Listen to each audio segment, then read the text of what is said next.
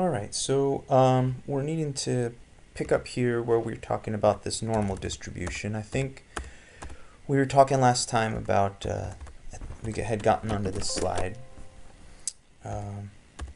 and we were talking about how we were trying to evaluate the probabilities of having values in between a certain range.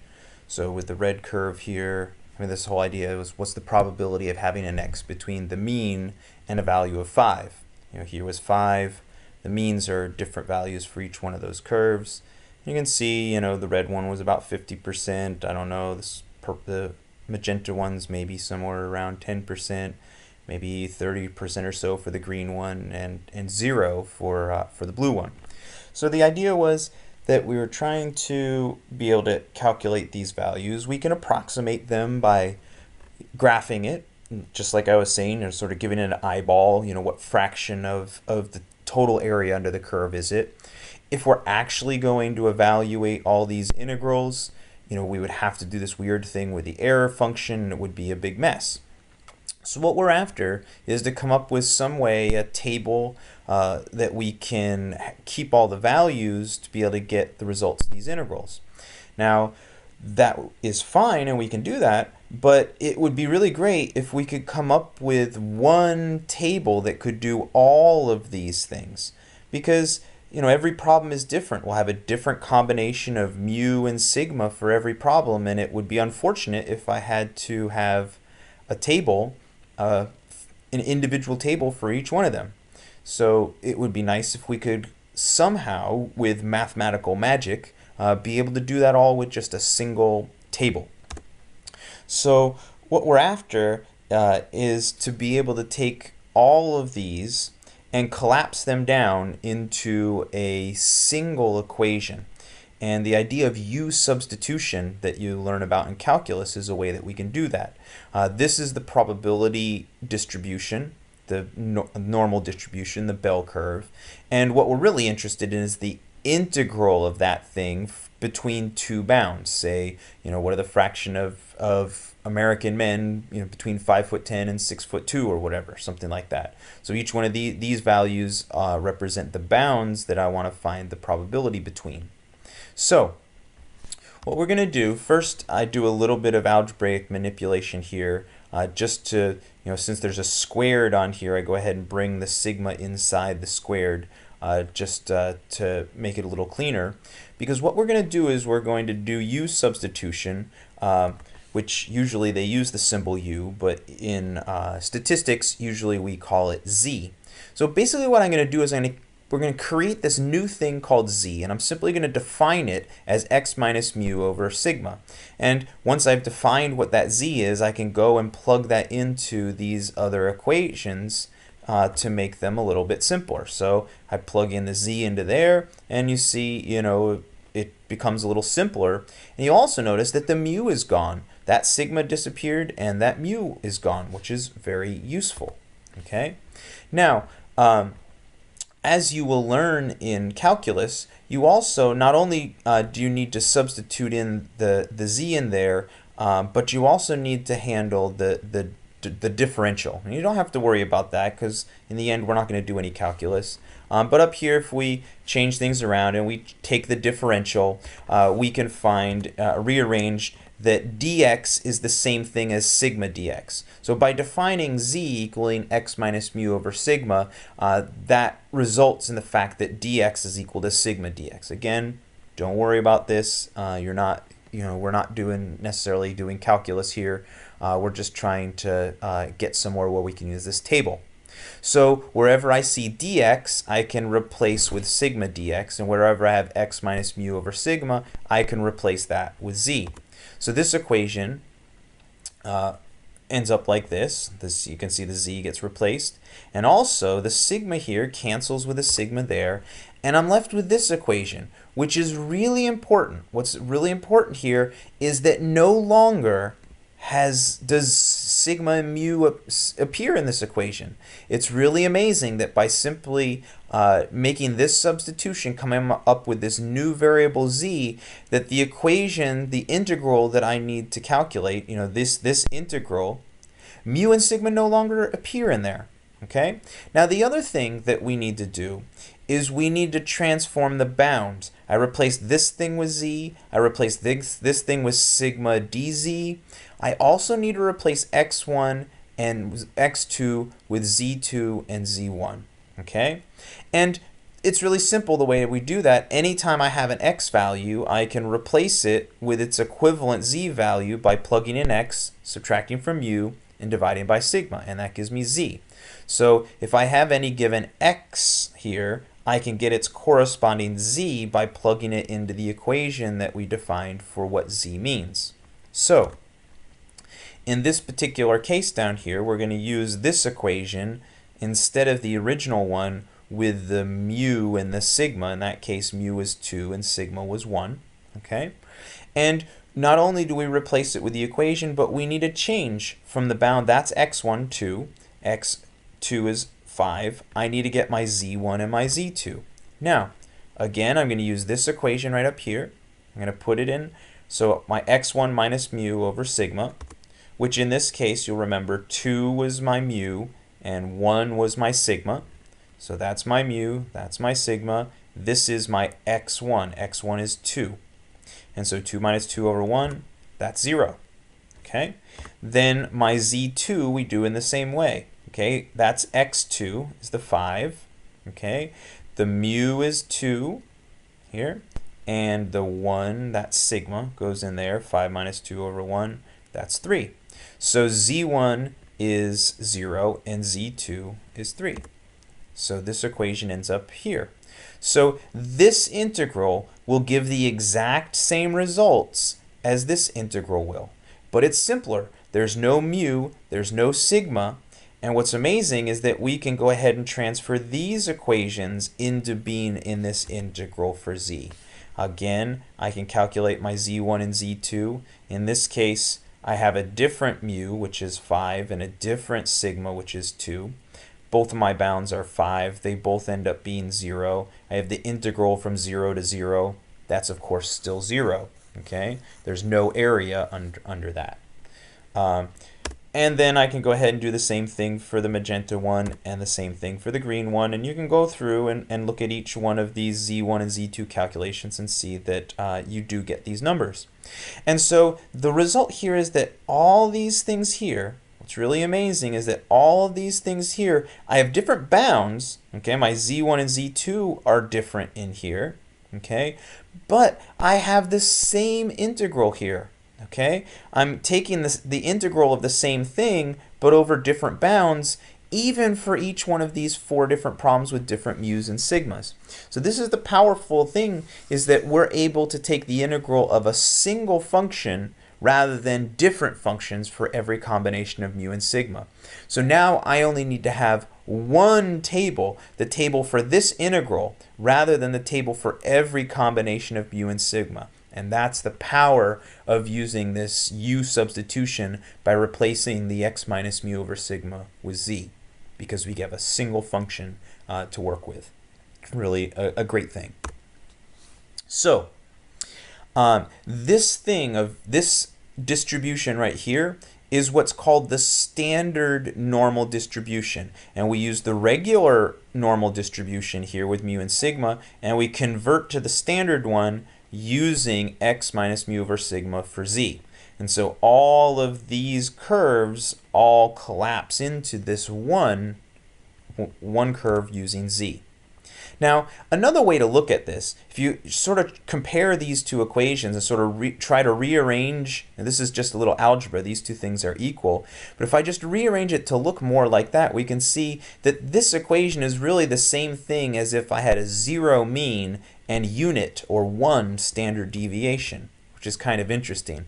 It's sort of this equation with a mean of 1 and a mean of 0 and a standard deviation of 1, which is kind of interesting. You can think about it sort of going around in a circle. But in practice, what we're doing is we're trying to calculate things for this. We go ahead and use that z substitution and we end up here. But the reason I do that is because if we graph this, if we go ahead and graph the probability distribution having to do with this, it looks like this one. It has a 0 mean and a unit standard deviation. So you see the red curve has a 1 standard deviation. This also has a 1 standard deviation. It's the same thing. The only difference is that it's shifted. This has a mean of 0. This has a mean of 2. And so essentially what we do by using this equation and converting to z's is whatever combination of mu and sigma we have over here, basically we collapse it into this one curve here where the mean is 0 and I have a standard deviation of 1, and we do all of our work here in the z variable, and then we convert it back to the x variable to get the answer that we actually want. Okay, so we've got, we have this idea of going with z instead of x. This is the equation that we're trying to take the integral of, and we're trying to go from the z1 bound to the z2 bound. So we need to pick, it could be any particular value of z1 and z2. Here's an example where I'm going from z1 negative 1 to z2 equal to 2, and I'm wanting that total area underneath that curve. Okay, so this is an example. Z1 and Z2 could be anything. Z1 could be 1 and Z2 could be 4 or whatever. But here's an example. And essentially, one way to look at it, we could look at the total area here, which is what we want. Okay. Another way we could look at it, and we're only doing this because more convenient for us to put our table together. But one way we could look at it is to understand that this curve is symmetric about z equals 0. On the right side, it's the same. It's sort of a mirror image on the left and the right. So we can break the total area into two areas, and that's going from z1 up to 0 and going from z2 down to 0. So we have these two areas. And essentially, that's going from z1 up to 0 and from z0 up to z2. We've got these two areas that we're trying to add together. Okay? And of course, if we look at the integral, we can write the integral this way. But again, the best way is just to think about the areas. Now, because it's symmetric, going from negative 1 to 0 is the same thing as going from 0 to 1. And so the whole idea of this table is we're trying to make it as small as possible and still do what we want to do. And there's no reason to keep information in the table about negative numbers because the positive numbers give the same result. The area from negative 1 to 0 is the same thing as the area from 0 to 1. Okay, and so this area here, this darker shaded area, is the same area as A1. So I can take the area from 0 to 1 and the area from 0 to 2 and add those two things together, and that gives us the total area that we want.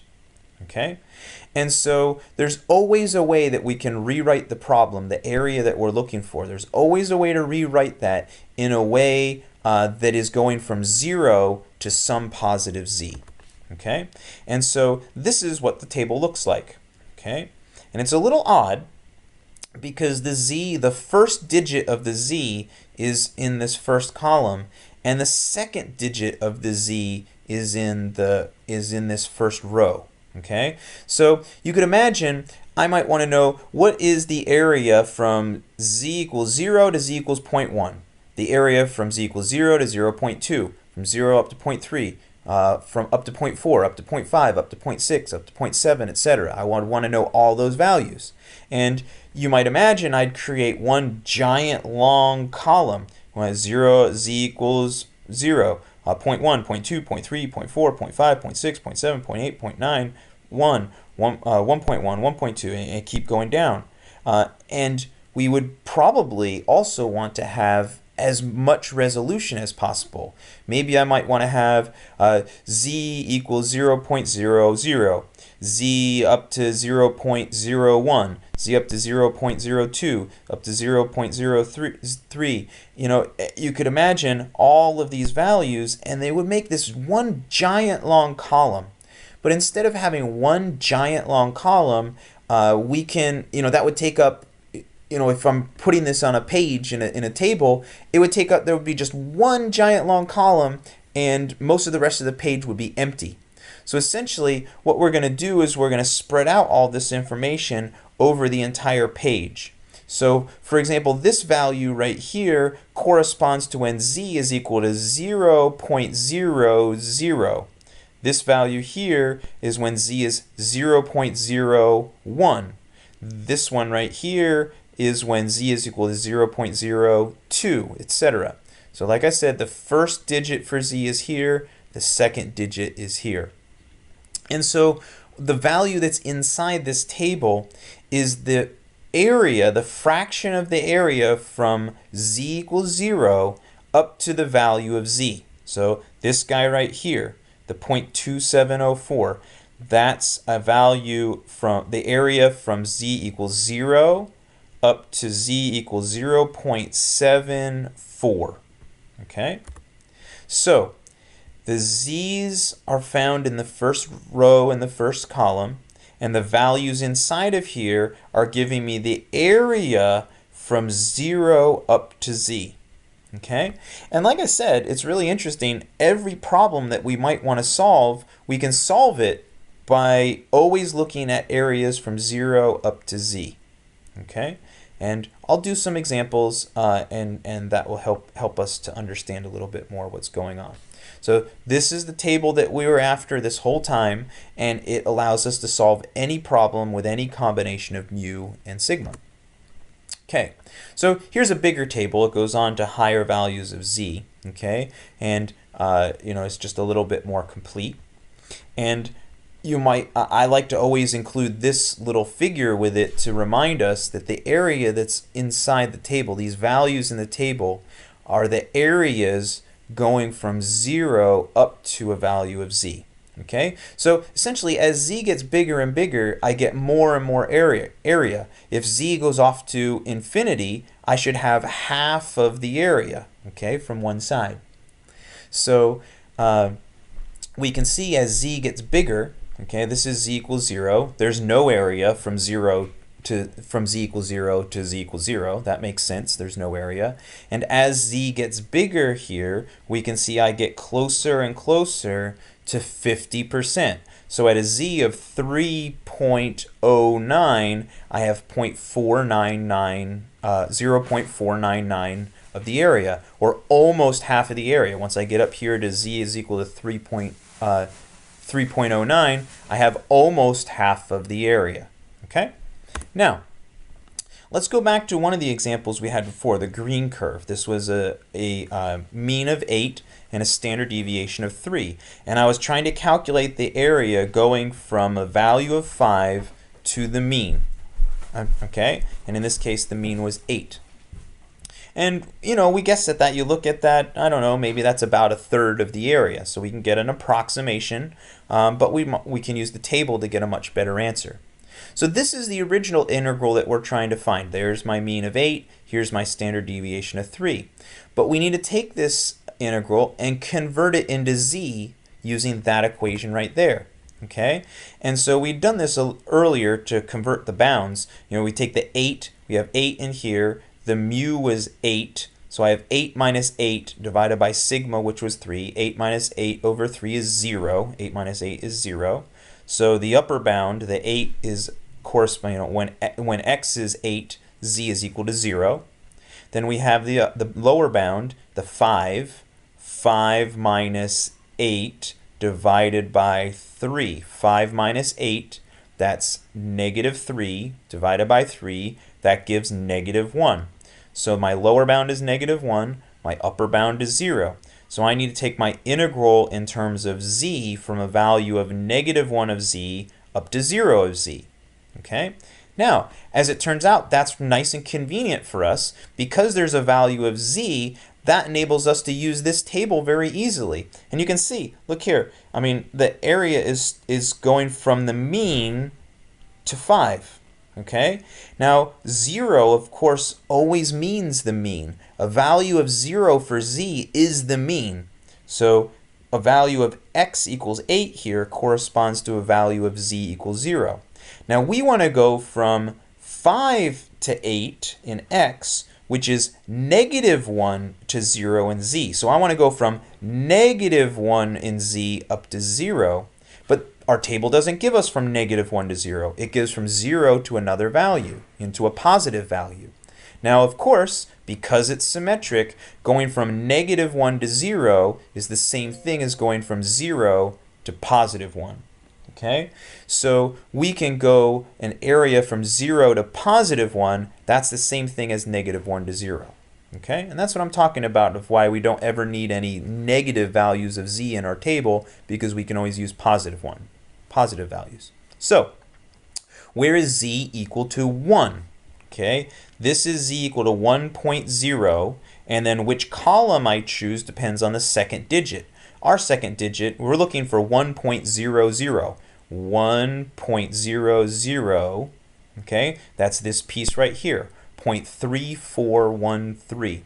So 0.3413, that's what we're looking for. So I can go from 0 to 1 instead of -1 to 0, and our answer here, 1.00 is 0.3413. That gives us our answer. Our answer is 34.13%. Okay, so, we guessed it was about a third of the area, and indeed it was. It was 34.13%.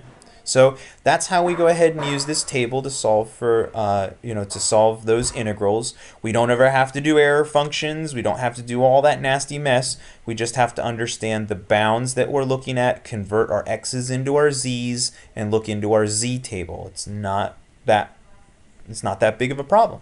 We don't have to worry about those integrals. So that's what we have here for all of the lecture that we didn't cover last time.